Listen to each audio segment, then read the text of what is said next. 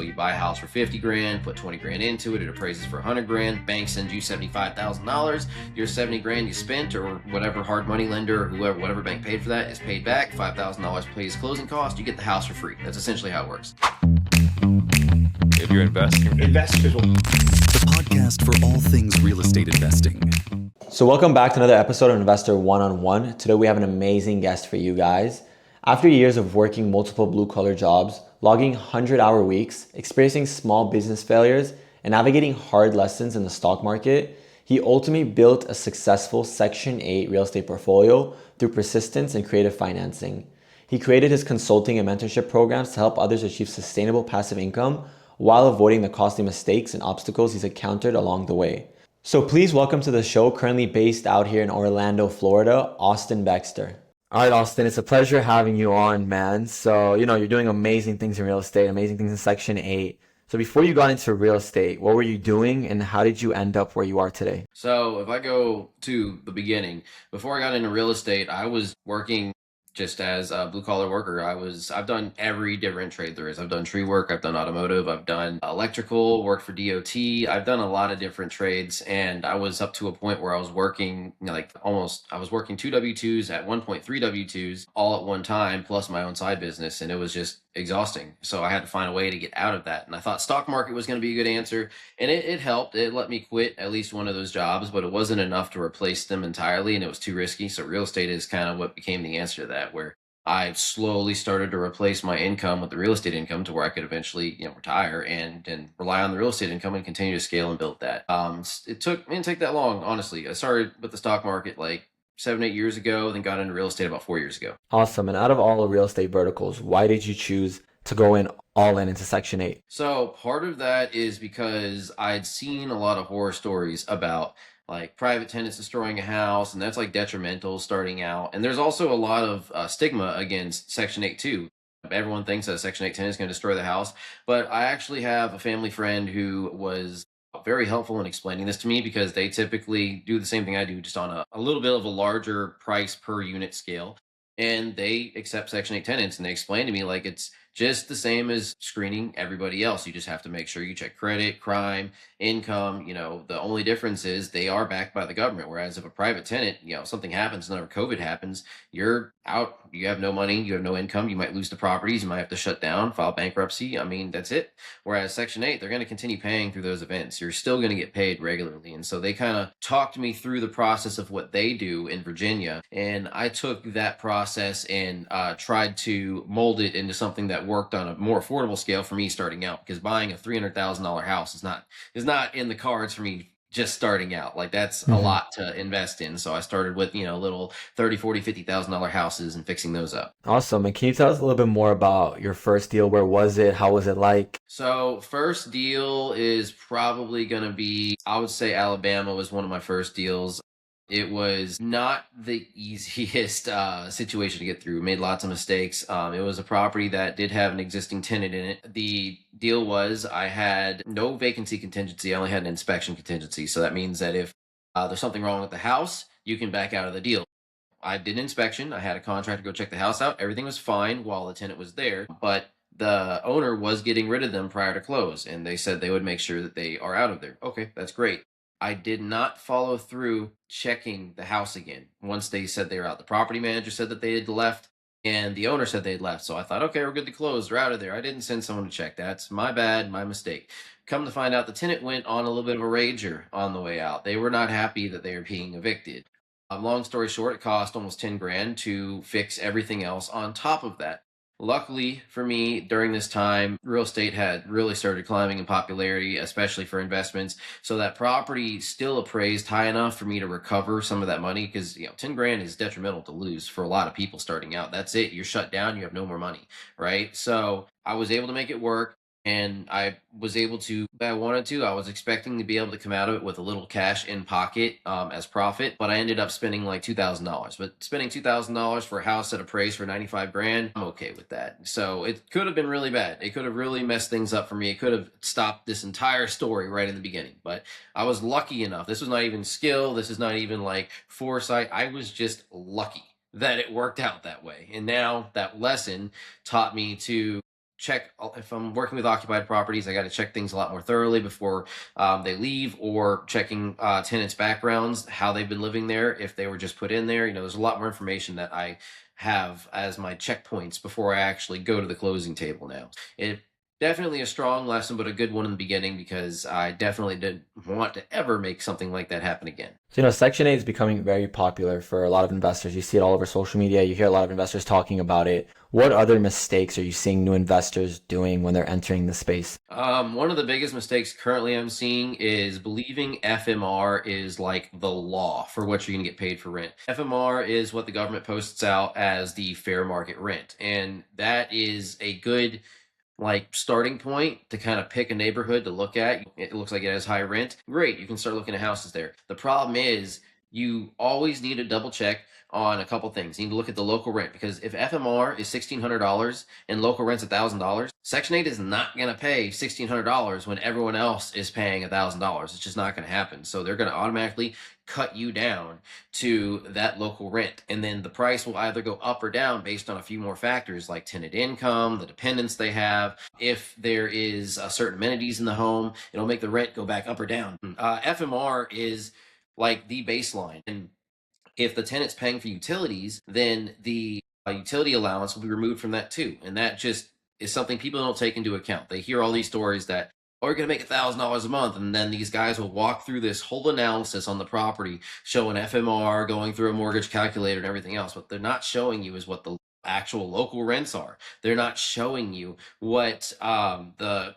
property prices actually are. They're going with the cheapest house and the highest FMR to make it look the most attractive, and it's just not true. So when guys buy these houses thinking they're getting a good deal because they're running their numbers off of something they're not going to get, then they don't find out till like 3 to 5 months later, once they finally get the house rented, because they realize, oh, I'm trying to get $1,600 for this thing. No one's even applying. And so they get to a point where they lower the rent, lower the rent, lower the rent. Finally, now they're at almost 50% of FMR, and they finally get someone to move in, and they're paying to keep this house. They're no longer profiting. They are bleeding until they can get out of it. So let's follow up on that and kind of go a little bit more into the numbers. Can you walk us through a Section 8 deal that you're doing right now? Purchase price, rent, cash flow, and like the time process for all of it? So one I'm doing right now, one that I just got under contract, confirmed as of last Friday. So this is going to be a full BRRRR. I will either go 2 routes. I'll go with turnkey, or I'll go with the BRRRR. BRRRR basically means I'm buying the house, fixing it, and then refinancing at its new value so I can get the full investment back. So you buy a house for 50 grand, put 20 grand into it, it appraises for 100 grand, bank sends you $75,000, your 70 grand you spent, or whatever hard money lender or whoever, whatever bank paid for that, is paid back. $5,000 pays closing cost, you get the house for free. That's essentially how it works. So this deal I am buying for $90,000. It needs about, I'd say 15, 20 grand in renovations. I'm able to add a bedroom. That's the one key point here. If this was to stay a 3-bed, I would basically be just spending money to get the house, which is fine if you're investing. It's the whole point. But my goal here was to refinance out more than I spent, so that way I have no money out of pocket. So this house is $90,000. I'm putting about, say, 20 grand into it. So that's 110, right? So it's going to refinance at about, it's going to appraise for $150,000. So my cash out on that is going to be around like 112, 113 or so. So that entire 110 initial investment is completely paid back. And on top of that, I have a little bit of extra cash left over to pay the closing costs. So now I am completely out of that deal with no money out of pocket.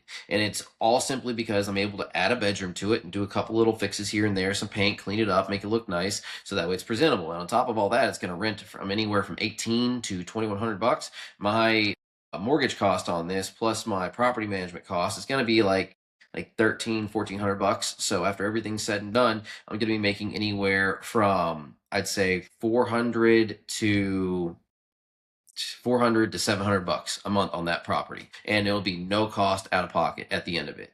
So that's just a short run on that one. And they initially wanted $135,000 for that house. That's what it was originally listed for, and I got it for 90 grand. That's awesome. And where are you getting your deals today? Where are you investing? And yeah, what markets are you seeing that are hot right now that you can share with our investors? So my primary focus right now is like Arizona, Missouri, and Alabama.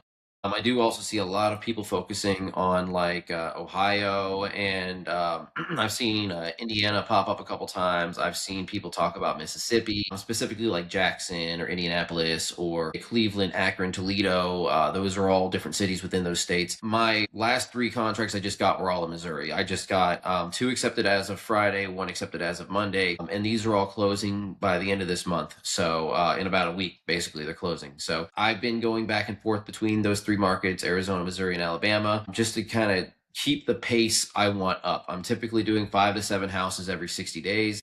And sometimes that's hard to do all in one city, all at one time, especially the way I'm doing it, where I'm trying to burr them constantly. So being across multiple markets gives me a little bit of a larger selection to review and choose from. And how are you finding these deals? And when scouting for these properties, what do you look for specifically when it comes to Section 8? So when scouting the properties, it's going to come down to basically three main factors, right? So one thing is automatically I'm looking at crime. I do not want to have a war zone that I'm buying properties in. I want my tenants to want to stay there long term. I don't want to get a house. I'm going to have to move someone in every single year. So I only look at A, B areas in these markets, A, B markets for like the city quality. I do not want to get slums. I do not want to get trash houses. I want the tenants to be happy. So I'm also looking at overall cost. I need my total cost to stay under 70% of the ARV or the after repair value. So if it's a $100,000 property, I want my total cost, purchase, and renovation to be under 70%. My final kind of criteria I look at is I want the profit after all expenses after refinancing to be between 300 and 800 bucks a month. I will make a little bit of an exception if like first year move in it's like 250, and then when I get the rent increase I can push it to like 400 or 500. Okay, that's fine with me. I'll make that exception. But if it's going to be like $100 or $200, it's just not really worth it. It's not worth the hassle. A lot of these deals are coming from just casting a wide net. Networking 101. I have an agent who knows a wholesaler who knows another agent, so they bring me lots of deals. I get introduced to a lot of private investors. I also buy properties from hedge funds, from banks. I got a couple of VPs at different banks that will send me properties off of their portfolios that they're getting rid of. So I will collectively go through those deals that I get sent regularly on top of what I scout myself. Actually, I have Zillow pulled up on my other monitor right now too, but on top of properties that I find myself, and I'll try to narrow it down to the best 5 or 6 options for that day or for that week, whatever process I'm in, and I'll send out my contractor to go review them all and tell me what the repair budget is. I'll take on anywhere from $5 to like $70,000. I try to stay between 10 to 25 because that's like my comfort zone, but I'll go higher depending on the deal. Between all those things, the deals just flow in that way. Property managers will send me deals that other clients are getting rid of. My contractors will send me properties, so they just come from everywhere, just casting a wide net. So that way I have plenty of properties to review and also plenty more to send to my students. Awesome. And now you have a property, right? You got a good price, it has a lot of potential. Can you walk us through your tenant screening process and the whole process of getting this voucher and actually starting this Section 8 process? Sure. So if it's a Section 8 tenant, I have two different terms for screening, right? So for Section 8 tenants, I try to be a little bit more lenient on them because I know obviously they're on Section 8 for a reason, so I try to be helpful. So I at least require 550 credit score and up, no criminal background. If they have like traffic incidents or something, it's whatever, but no criminal background whatsoever. And they can't have any evictions on record. If they have one, that's at least like 10 years old, I'll consider like maybe a double deposit, but it's case by case. And I also require them to at least make $2,000 a month. That is the minimum because based off of Section 8's criteria and how they pay the rent and how they come up with the rent payment for the month is based off of those factors. So I need to make sure that the rent we're asking, Section 8 will actually approve before we go through the inspection process with Section 8. For private tenants, it's a kind of standard. They got to make 3x whatever the rent is. They have to have a solid income history of at least a year or two, and no criminal background whatsoever. A credit score needs to be at least above 600 for both parties. If they have like a collections on there for like medical bills or student bills, I can be understanding of that. But if they're not paying credit cards, if they're not paying car loans, they have collections from other property management, it's an automatic no. They're shut down from that moment. Awesome. And Austin, you really scaled your business to kind of a nationwide process. How did you scale the business and what tools or any tips you have for investors that want to scale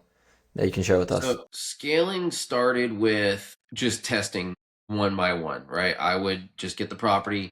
run it all the way through from start to finish, get through the Section 8 process, get a feel for how the housing authorities were over there, because each market has 2 to 3 different housing authorities, each city. So after going through that and finding out that if it's either easy and repeatable or it's too hard and it's not worth it, at that point, I'll make a decision on, okay, let's go for another one. See if we can do 2 at a time, 3 at a time, 4 at a time.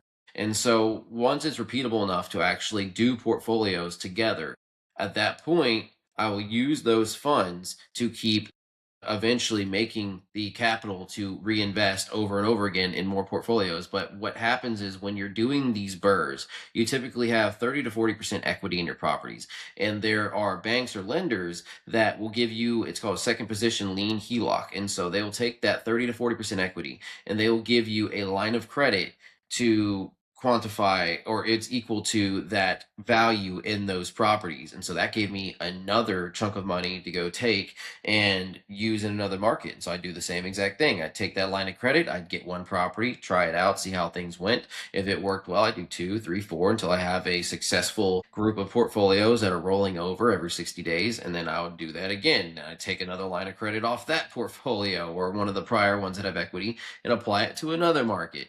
I wouldn't say you want to do this in every 50 states. It's just too difficult to scale that largely. I think 3 to 4 states is a really good comfort zone, but you really don't want to scale until you have, at least outside of that state, until you have 15 to 20 properties. Once you have like 15 to 20 properties, at that point you have consistent enough income that you can use that to back yourself up if you make a mistake when trying out a new market. But that's what's important, is making sure that where you're at now is stable and cash flowing and it's consistent. Once you have that, you can apply that and move it over to another state.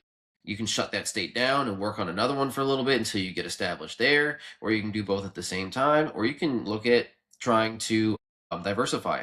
Coming out of the stock market, I'm real big on diversity. If you put all your eggs in one basket and that basket burns down, you have no eggs. If you put eggs in 20 different baskets, you still got 19 baskets that have not burned down. So if you're doing flipping, if you're doing rentals, if you're doing commercial or residential commercial or industrial, if a house has to get evicted, or say a whole portfolio of houses gets evicted, whatever, you still have other assets that are performing to back up that portfolio until you can get it back up and running and stabilized. Yeah, I couldn't agree more. And are there any tools that you're using or anyone on your team that, is essential for this scale like this? Absolutely. There is no way I could do this without a solid team. That's the 3 things you have to have when you're doing this, right? 1, you got to know how to pick the right property. 2, you got to have the right team. That's your property manager, your contractor, your inspector, your agent, right? They all have to be on your side. They all have to be a part of a team. They have to work with you and they have to be looking out for your best interest. If they're not going to tell me that I'm making a stupid decision or picking a bad house because I don't know the area well enough, then they're not a good team member, right? And you have to pick the right tenant. If you don't pick the right tenant, it can fall apart, just like having a bad contractor or picking the wrong house. Any of those 3 things can really screw up an investment and put you in the hole. And sometimes that hole gets so deep you can't climb out. So you got to be real careful with who you work with and who you trust, because these are not small investments anymore. I mean, you are trusting someone with a whole house, and that might be all of your savings. It might be all the money you have. And so you're trusting these people with your livelihood. And so you have to make sure they're people that you can trust with something like that. You're right. And, you've been speaking about Section 8. It's very interesting, but you would say, who is Section 8 for and who is Section 8 not for? So Section 8, in my opinion, should be for families that are facing hardship, or the elderly who are unable to work, disabled, right? And then there's veterans as well. There's a HUD Bash program, which is like Section 8 for veterans, but those people absolutely deserve to be on Section 8. They need the help. I get that, right? They need a little bit of a boost. They need someone to take care of them. They're not able to take care of themselves. Even single mothers that have, I get they have too many kids, and that might not be their fault. It might be, but they still need the help. Those kids can't go hungry or be without shelter just because someone made a mistake. That's not fair. So I believe that it's completely right for them to be on the program. Now you got these people that are taking advantage. They have nothing wrong with them. They're perfectly able to work. They have kids, but they don't even take care of their kids, right? Why are they on Section 8? They have no reason. They are just leeching off the program. And that's not okay, because there is some elderly person that is disabled and unable to work that is waiting for their voucher because people like that are taking it. And that's not okay. I really try to take pride in making our properties a comfortable place for families to call home and stay in long term. And that is important to me. I don't like taking people that are obviously taking advantage, because if they're taking advantage of that program, they're going to try to take advantage of me too. It's not going to stop. You're right. And now on the investor side, who is Section 8 for and who isn't it for, and where do you see this going to in the next couple years, the Section 8? So Section 8, I don't think is going to ever go away. There's always been speculation against whether or not it's necessary. The problem is Section 8 homelessness go hand in hand, right?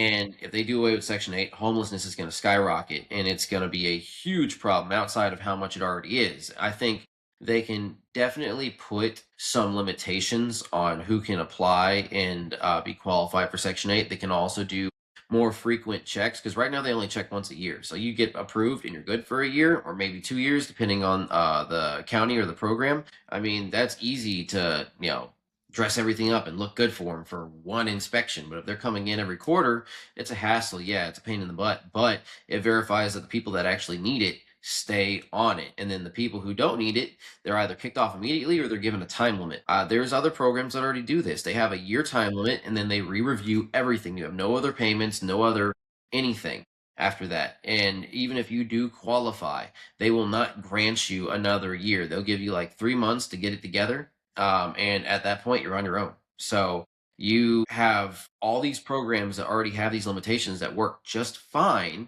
and they control the manipulation and the advantage is being taken by people with no issues. So if they took some of that and applied it to Section 8, I think it could do a lot of good, getting help to people that need it and getting the people that don't need it to be a little bit more accountable for themselves. And Austin, this is my favorite question asking investors, because everyone I talk to does such amazing things in different aspects of the industry. If you had to start today, 2026, with nothing but your wisdom, how would you start investing in Section 8? It's not any harder to start now than it would have been 3, 4, 5 years ago, 10 years ago. The prices are just higher. And so what I would say, starting with my knowledge now, I would do pretty much the same thing. I would probably stick to I would stick to the same markets too, at least starting out. And that's just trying to do something repeatable. Don't buy into seller finance where you're thinking it's cheap, you can get more. Do something where you can get your money back. Burr, flip, wholesale, something where you can use your money to get more money until you have enough stable income to start testing the waters in different areas. But I would absolutely go forward with burring again, flipping again, and building up my income, building up basically my bank I use for these portfolios to continue doing it. It's just, you want to have a repeatable and consistent process, because if you only have 20 grand and you buy a turnkey Section 8 property expecting to be able to refinance out of it and get your money back, it's not going to happen. You're going to be stuck in that loan, making that one bit of income, 300, 400 bucks a month for 5 years. And then you refinance and then you can get your money out of it. But then that's what, one house every 5 years. It's not worth it. So do something where you can make the investment, get your money back in like 60 days, and then turn around, do it again. And if you get tired of doing that after 10 houses, okay, 10 houses is getting you like $5,000 a month. So at that point, do something else. And Austin, you've been growing rapidly and building an amazing community. What's next for you on a business level and on a personal level? So personally, like I said, we got the house here in Florida, which very, very grateful that everything has led to this beautiful house, beautiful neighborhood. I love it here.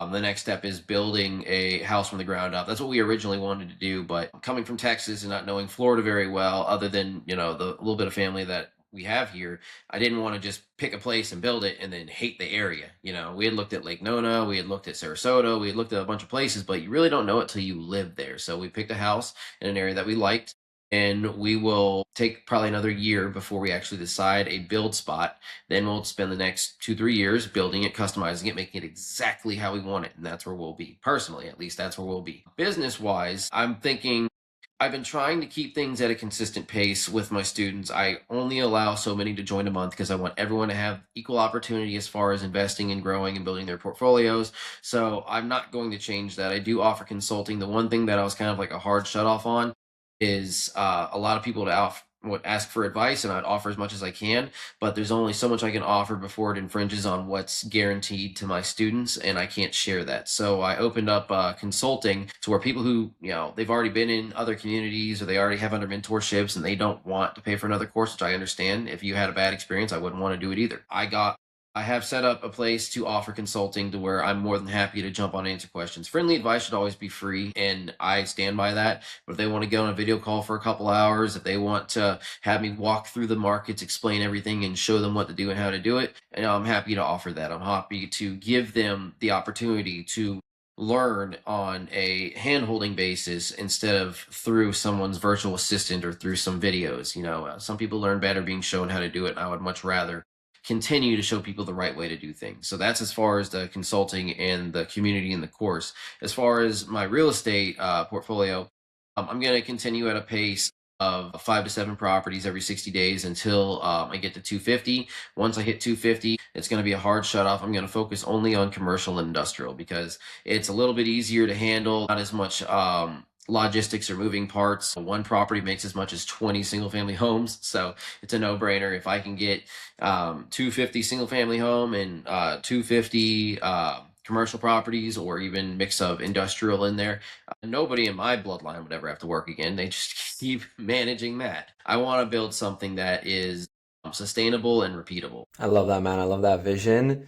And, if you could share with us to conclude this one friendly advice or a book or a resource or anything that could inspire us or help us get into Section 8, what would that be? I think a good book series is Rich Dad, Poor Dad. They have a bunch of there's also Real Estate for Dummies. There's funny ones, that can help people get into it. But Rich Dad, Poor Dad is one thing my grandfather actually pushed on to me as far as like investing in the stock market, because he made a lot of his wealth to retire on. He was in the military, which that retirement helps a little bit, but he traded gold and silver shares. And I learned a lot of that from him. That's how I got in the stock market. I would read these books that he had bought and sent to me so I could learn it on a level that was easy to dive right into. So Rich Dad Poor Dad is a great series, and whatever you want to invest in, whether it's real estate, whether it's the stock market, whatever. But it's a really good option to read through and at least get an idea of what you're doing, make sure you're doing it right, and then kind of have something that's digestible, that's not all heavy financial data or legal jargon or stuff that can be confusing or hard to digest. So it's a really good series to help people. Awesome, Austin. You're amazing, man. This was incredibly valuable.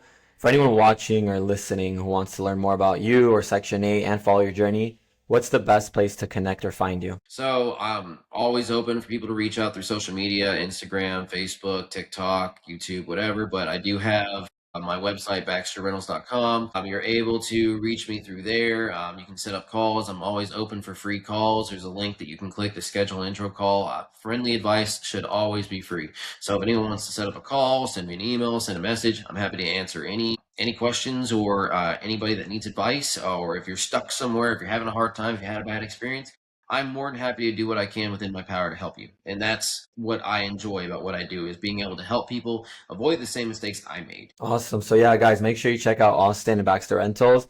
We'll link everything below so you can connect with him directly. And if this episode helped you, please like, subscribe, and share with another investor who needs to hear this. Thank you so much, Austin. Appreciate it.